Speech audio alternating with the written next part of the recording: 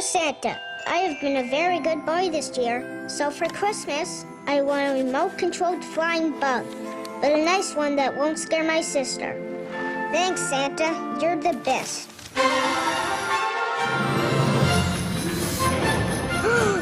Santa! This year, Have you completely forgotten? Quite possibly. What? Remember? Retirement? Santa is retiring. Goodbye, everyone.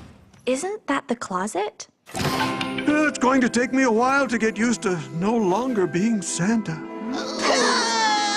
What if I'm not cut out for it? Of course you are. You've been chosen by the Christmas spirit to take my place. But will all the presents be ready? Everything's going to run just as smoothly as it did before, right? Are we expecting a delivery? They'll never be ready in time, never! And the spirit of Christmas is in danger. It's not supposed to melt, is it? Nicholas! Any problems since I've been away? Well... The magic snowflake. Children, I'm relying on you to help Nicholas. Wow! Awesome! The kid! Coming soon to a theater near you.